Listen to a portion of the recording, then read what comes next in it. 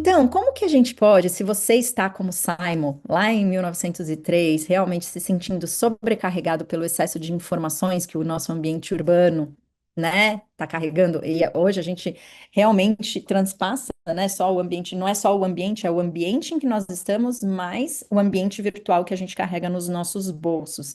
Então fica a pergunta, e é isso que a gente vai percorrer no caminho dessa aula de hoje, como podemos voltar a habitar nossos corpos e unificar as nossas mentes, porque também na aula passada a gente viu que estávamos com uma mente fragmentada. Bom, o ponto essencial, eu já trouxe um pouquinho com a fala da Thais aqui, é ter consciência sobre o que está acontecendo. Esse é o primeiro passo.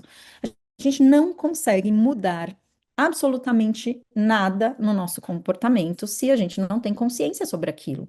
Se é algo automático e eu não me dou conta que eu estou fazendo, eu vou continuar fazendo. Então, o primeiro ponto é tomar consciência. Como que eu estou dentro desse processo? Será que eu estou o tempo inteiro pulando de tarefas em tarefas? A gente também falou um pouquinho sobre isso na aula passada, né? Eu não consigo ficar mais do que um minuto fazendo uma tarefa que eu já tenho a necessidade de verificar as minhas notificações, ou mesmo eu não tendo esse impulso de verificar, elas já aparecem e eu já paro o que eu estou fazendo para verificar quais são as notificações que estão chegando.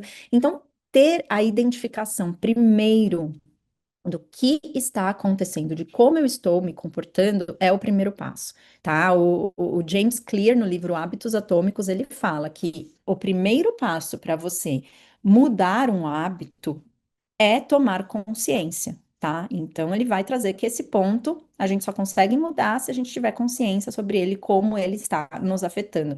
Inclusive, ele aponta que o ambiente físico, ele desempenha um papel fundamental na criação ou no rompimento de hábitos. Então, a regra básica é, para parar de se comportar de determinado jeito, e se a gente quer ter mais presença, parar de ficar no nosso comportamento automático, de realmente se fundir a nossa vida digital, ele vai falar mude o ambiente ou mude de ambiente. E olha só que interessante. Então, o ambiente, sim, ele é parte fundamental para que a gente volte a ter presença nas nossas experiências da vida. E quando ele fala mude o ambiente, a gente pode fazer alterações no ambiente físico que vão facilitar uma mudança de comportamento ou estimular a criação de novos comportamentos. Ou quando ele fala mude de ambiente, se você vai para um ambiente novo, onde não tem nenhuma informação sensorial sobre um hábito que eu tenho, vai ser mais difícil eu ter aquele comportamento. Então, eu quero propor aqui para vocês uma mudança, na verdade, em três pilares. Então, a gente vai passar por três pilares aqui, entendendo que eles são fundamentais para a gente voltar a ter essa reconexão, para a gente voltar a ter esse estado de presença, tá? Primeiro ponto, a gente vai falar sobre o ambiente corporal. Sim, porque se a gente olhar para o nosso corpo é a nossa primeira casa, certo? Antes de habitarmos os ambientes físicos, a gente habita um corpo físico.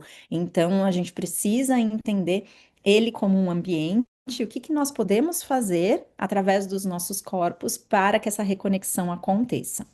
Um segundo pilar que eu quero trabalhar com vocês é o ambiente virtual. Então, sim, a gente vai ver estratégias que podem ser poderosas mesmo para fazer nos nossos celulares, nos nossos aparelhos digitais, como computador, tablet, enfim, vamos olhar para isso também. O que que a gente pode fazer no nosso ambiente virtual até chegarmos no ambiente físico. Então, vamos passar hoje por esses três pilares, certo?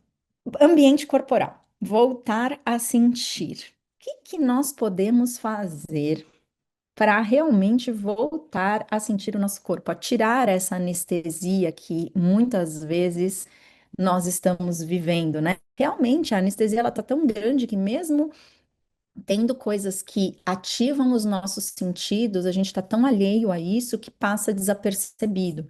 O que que a gente pode fazer nesse pilar do ambiente corporal? E aqui temos diversos exercícios que podem nos trazer de novo para os nossos corpos, né? E aqui eu trouxe um recorte de alguns autores que têm base nessa bibliografia que eu trouxe para vocês no curso, como outros autores também. Então, fiz aqui só um recorte de alguns exercícios que a gente pode fazer para voltar a ter essa percepção corporal. Um exercício sensacional, e eu não sei se vocês fazem ou se vocês utilizam dessa técnica, é a meditação de percepção corporal, que basicamente, de olhos fechados, você vai voltar a sentir o peso do corpo, voltar a sentir os seus membros. Então, é quase como se você fizesse um scanner no seu corpo para você ir sentindo cada parte do seu corpo. E aí, depois que você fizer isso, você sente esse peso corporal. Então, essa meditação, ela é incrível, porque realmente você volta a sentir as coisas. Outra forma sensacional, um exercício de como que a gente pode trazer de volta a percepção corporal é através do exercício físico, né? O exercício físico faz com que a gente se movimente e estar em movimento, né, traz para a gente essa percepção corporal. Outra forma de movimento que eu achei sensacional, e isso eu desconhecia e fiquei encantada, e é o Jonathan Haidt que traz isso no livro dele, é sobre a forma como o nosso cérebro engaja em movimentos síncronos dos nossos corpos. Então, o quanto é potente, por exemplo, a dança, quando todo mundo dança junto ou faz um movimento junto, isso faz com que os nossos cérebros sincronizem. Olha só que coisa interessante. Uma outra forma de também voltar e habitar o corpo é ter a percepção de sensações ambientais. Então, quando você está, talvez, ao ar livre, sentir o vento, sentir o sol no corpo, os cheiros, as texturas, ou de forma em ambientes mais interiores, que você passe a mão e sinta a textura das coisas, né? O quanto uma é diferente da outra, sentir de forma consciente o cheiro. Quem está na NeuroArc há mais tempo vai se lembrar de vários exercícios que a gente faz para ativar os sentidos, né? Ao longo da nossa formação. E um outro caminho, né? E daí, para quem é nosso aluno também, já sabe que é um caminho super legal.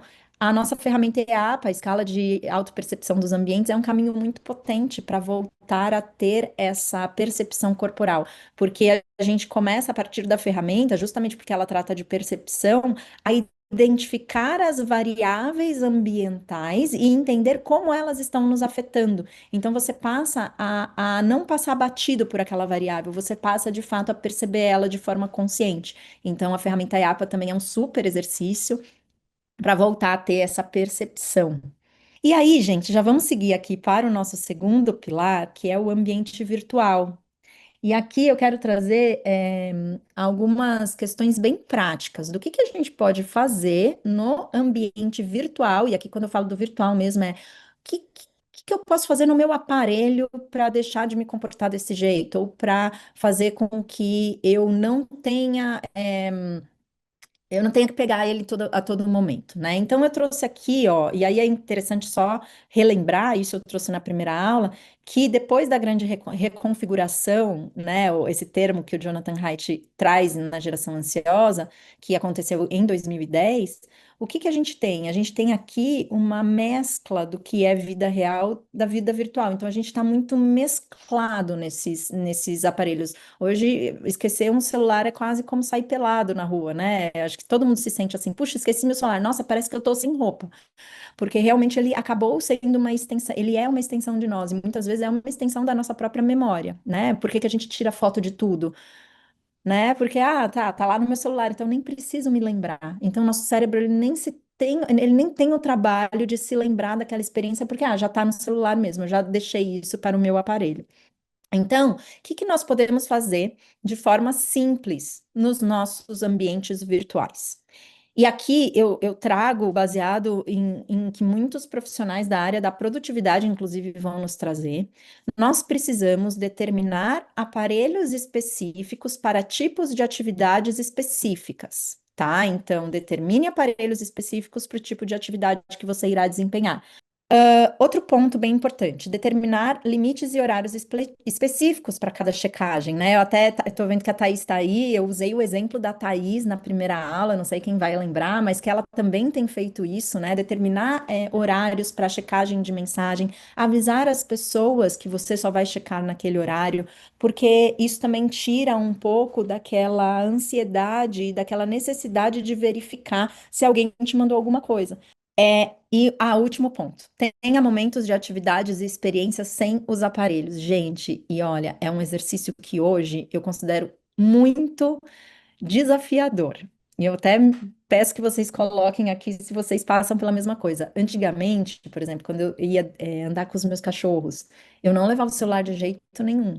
Hoje eu me sinto estranha se eu não levo. Então, ter o exercício de que, sei lá, poxa, para isso eu não vou levar o celular, eu vou descer para andar com os cachorros, eu vou fazer tal coisa, eu vou fazer uma caminhada, considere não levar o celular.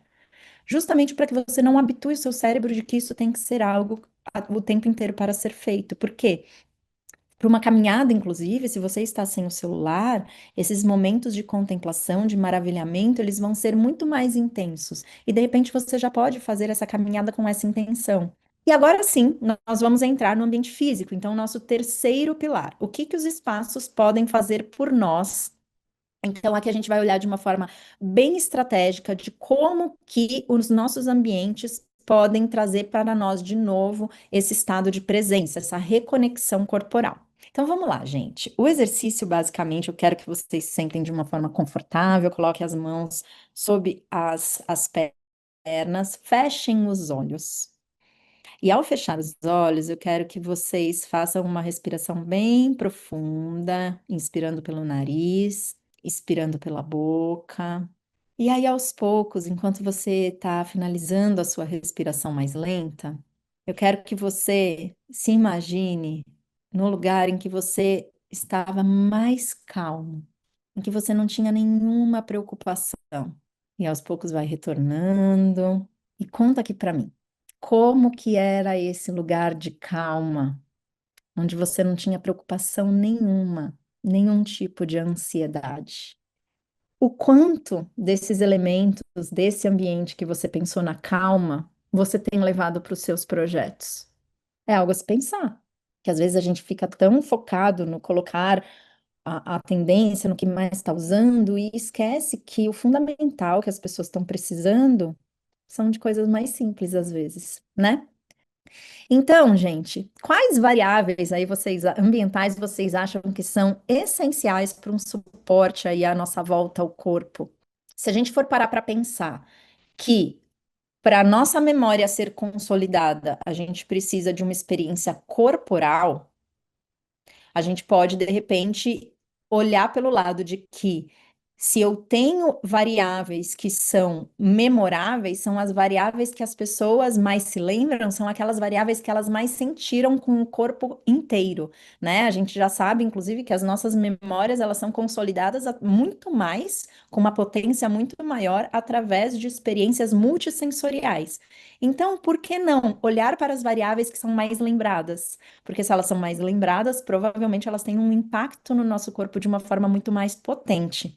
Então, se a gente for na memória mesmo, na memória ambiental das pessoas que utilizaram a ferramenta, dos dados coletados, a gente vai ver que a variável de cores foi a que teve uma memória mais significativa, seguida de iluminação e temperatura, depois biofilia, depois aromas, sons, formas e personalização. Consegui finalizar aqui. Eu quero muito saber de vocês se fez sentido esse conteúdo esse mês. Por quê? Porque este também será o tema da nossa conferência, que vai acontecer em outubro desse ano aqui em São Paulo, nos dias 26 e 27 de outubro, no Unibis Cultural aqui em São Paulo. Tema da nossa conferência: Arquitetura em Estado de Presença. Breve vocês vão ter também acesso à programação da conferência, aos palestrantes já confirmados, que a gente logo, logo vai começar a divulgar. E lembrando que os ingressos estão praticamente esgotados. Então, se você quiser fazer parte dessa conferência, continuar o debate que a gente iniciou esse mês, eu faço o conteúdo, eu faço o convite para que vocês estejam conosco nessa conferência. Não deixem para depois, porque realmente estamos com os últimos ingressos à venda. O local é um local que tem uma limitação de lugares, então não deixe para depois. E de fato, a gente vai fazer com que essa experiência seja de presença. A arquitetura em estado de presença, a gente precisa voltar de fato a habitar os nossos ambientes e a sentir os nossos ambientes.